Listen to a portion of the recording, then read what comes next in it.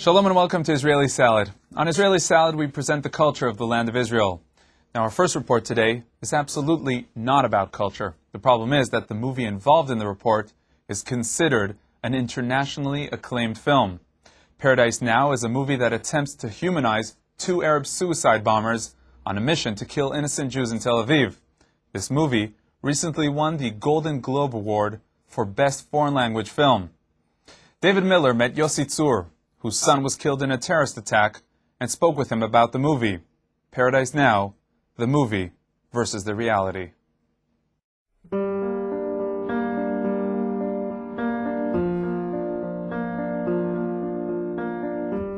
Saf was almost 17 years old. He was an 11th grader in Haifa, learning in the old school in the computer sciences department. He loved music, he loved his friend, he loved surfing. He was just as any other. Well, on that Wednesday, March 5th, I wasn't in Israel. I was on a business trip in Germany. I've just landed Wednesday morning. And I was on the train to where I needed to go, and actually Asaf called me because he saw on his cell phone that I tried to call him, and he told me, okay, just don't forget to bring me something. I used to bring something for all the children when I got back, and that was my actually my last talk to him. This, unfortunately, is reality. What you're about to see is not. Paradise Now, a film that depicts the last 48 hours in the lives of two Palestinian suicide murderers, has raised the question of whether such films are legitimate and should even be made in the first place. Even more relevant is the surprising source of funding for this controversial film. First of all, we found out that this movie was partially funded by Ministry of Education, and the distribution of the movie was partly funded by the Ministry of Education in Israel. So most viewers who have not lived in Israel would not understand the full ramifications of a film such as this. Yossi Tzur brings it into perspective. It will encourage the next suicide murderer to go on and do the attack. Not that they have problem recruiting those suicide murderers, but now he has a halo of more romantic figure. He is now a movie star. Using cheap cinematic tricks such as staging a Last Supper shows how desperate the filmmaker is to draw in support from the Christian community. Calling for boycotts of any form of expression always brings out those who cry censorship, but Yossi explains his reasoning. Not suggesting to censor the movies or whatever people are thinking, but on the other hand, filmmakers need to take some sort of responsibility and think what will be the results of the movies and the messages.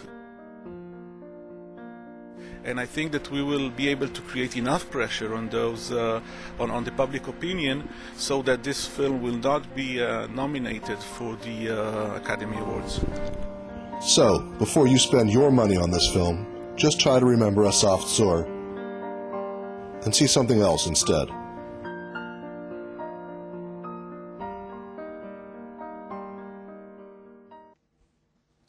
The movie, by the way, which was produced by Israeli Arabs and Jews, was presented in the Golden Globe ceremony as a movie from the country of Palestine.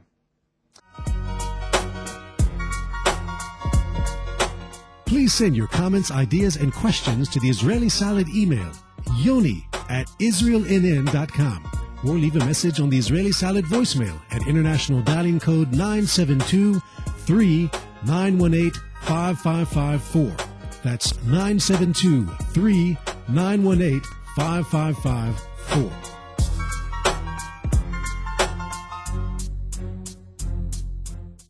A unique mosaic floor revealed in the Galilee area of Megiddo was what brought the President of Israel to visit this historical site. Our crew joined the President and learned about the ancient Jewish village that was discovered. Archaeological excavations that took place here near the Megiddo prison discovered an ancient Jewish village. The name of the village, from as early as the Roman era, was Otnai. This structure was the residence of military personnel, probably officers. When we began the excavation in Megiddo, we began digging a bit north from here, and we discovered that we were standing in a Jewish village from the Roman era. We found ritual baths from the time of the Second Temple. הכפר הזה למעשה ישב פה כשהגיע הלגיון הרומי במאה השנייה, במאה השלישית. When the Romans arrived, the Jewish settlements expanded because other people joined the village, like the soldiers, who basically served as an economic back of the village. And so the village changed from the small village of Otnai to a large Roman city.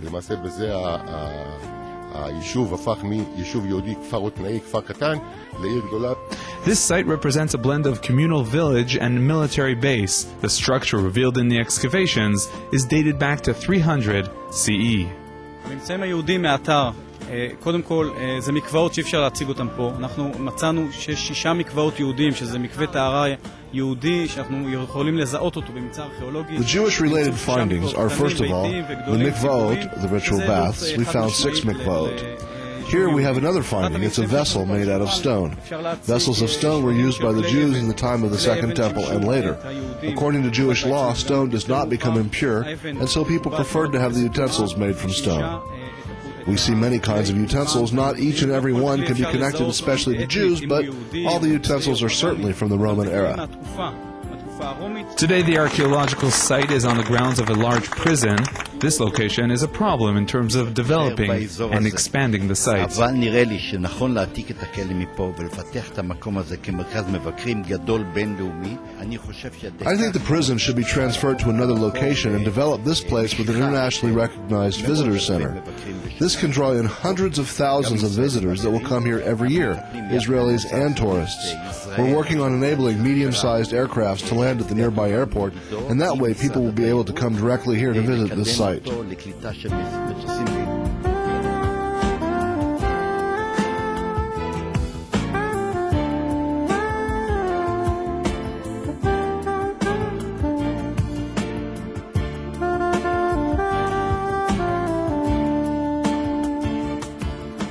ארץ ישראל זו אחת האזורים העשירים ביותר מבחינה ארכיאולוגית. The land of Israel is one of the most archaeological and culturally rich areas in the whole world. There's no other place like the land of Israel. I hope that we'll be able to connect the Jewish nation to the Jewish land and the Jewish history. Retired Israeli basketball player Tal Brody was a guest of honor at a special basketball game that took place in the Malcha Stadium in Jerusalem.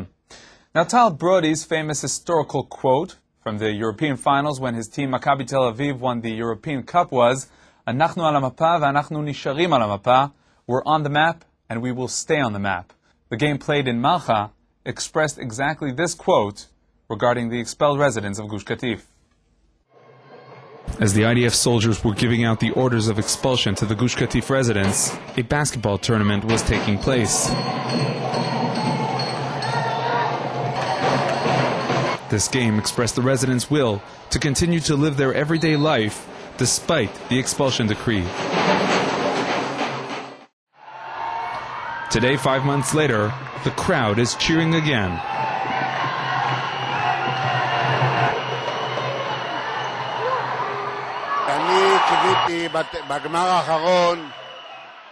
Last tournament, like a good Jew, I hoped that God's salvation would cancel the decree and we would stay at Neve Dekalim. But the decree was made. We don't know what God's plans are. But we decided that we will not give up on our youth. They will continue to be together. We plan to continue this sport tradition also in the next years. And, with God's help, we'll return to Gush Katif and we'll return to play in the local hall like the days before. ושם נקיים את המשחקים במתנ"ס כבימים ימימה. במשך שנים בגוש קטיף היה נהוגה מסורת של טורניר בין היישובים בגוש קטיף. For many years we had a tradition of a tournament between the communities, and every year 2 teams reached the finals. This time it's Netzer Hazani and Neve Dekalim. After the disaster that we experienced this summer, we decided to gather and shoot some hoops.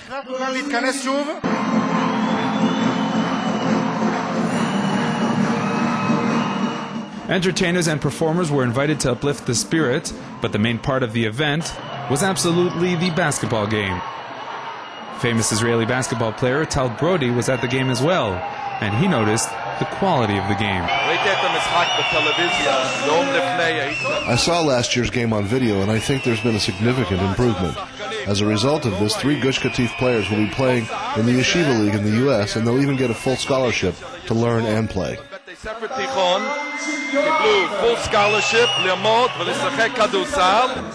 Around 500 people from the Ra'anana religious community came to the game as well. As part of their support for the evacuees, they helped put together this event. The youth were part of the struggle. They actually led the struggle. They initiated and acted.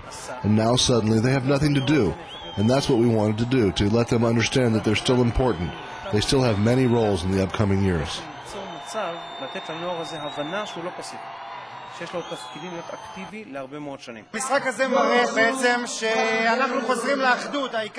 This game shows that we're still united. Despite the attempts of the government to break us up by dispersing us throughout the country, here we can see representatives from all the communities. We will continue to hold events together, and with God's help, we will return and meet in Gush Katif. להמשיך לשמור על הגחלת של גוש קטיף, של אירועים משותפים, של הוועד, של חברה, ובעזרת השם אנחנו עוד נחזור בעתיד ועוד ניפגש כולנו בגוש קטיף. The results, by the way, 54-46 for Neved Kalim.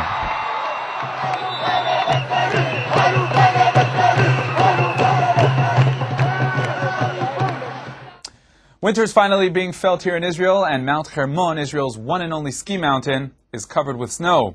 But to ski in Israel, you don't have to go all the way up north, because you can decide to hop over to the Skimulator in Holon. In the city of Holon, not far from Tel Aviv, is the Skimulator facility. Israelis from throughout the country come to practice and learn how to ski on this giant treadmill. We teach the people to learn to ski or snowboarding. Well, I'm practicing actually to learn ski. I don't know if I'm going to ski in reality. I'm taking a lesson, ski lesson. Hopefully I will be able to do some ski someday in the future. That's my 3rd lesson. We called it, we bring the mountain to the home of the skier. In honor of my bar mitzvah, my father is taking me for a 2-day ski trip to the Hermon, so we came here to practice. The trainers at the Skimulator teach everything you need to know to become a professional skier, from basic moves to the complex maneuvers. In many cases, the trainees are preparing vacations abroad. Exercising specifically for skiing can be done only at places like the Skimulator. Actually, there's no gym or stuff like that that can bring you the muscles to do it. That's why the Skimulator give you all the muscle, because it's the exact same way as you ski in the snow. So with one ski mountain that is not active throughout the whole year, what makes an Israeli want to ski? You always want whatever you don't have, okay? So my dream is to be in the land of snow and the winter time and this feeling of below 0 centigrades. And okay, that's what I don't have. That's what I want. In addition to teaching skiing, the Holon Skimulator staff are involved in a special project allowing the disabled to ski. Maori Alon became disabled as a result of a parachute accident nearly 10 years ago. After his injury, Maori learned to ski, but was injured while skiing on one of the ski hills outside Israel. But he hasn't given up, and he is already planning his next ski vacation. I decided that this year I'd come prepared for my ski vacation, so I contacted the Skimulator. But Maori Alon and the Skimulator staff are not only working on improving Maori's capabilities, they're putting together a program that could potentially help many disabled people. We're now developing a method that would allow disabled people to ski here on the Skimulator by using the monoski, which is a device that is designed for the disabled. The Skimulator team strives to give the disabled the knowledge and capabilities to ski with the monoski on real snow-covered hills. To achieve this, the team must work hard without giving up. They put in many hours of work, many hours of guidance and instruction to find the right method so that disabled people will be able to ski here like any person who skis on 2 feet.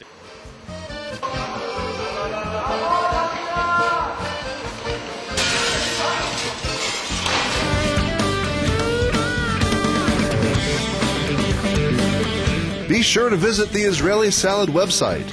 On the Israeli Salad site, scroll through all the editions, see what topics were presented on each program, and simply click on the icon to watch your favorite program.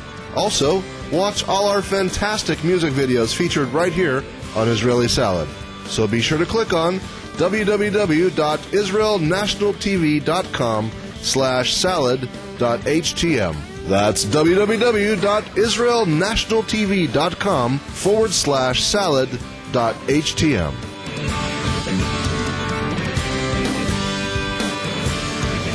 Okay, that's all for this week. Join us again next week for another edition of Israeli Salad. Until then, from all of us here at INN TV, Shalom.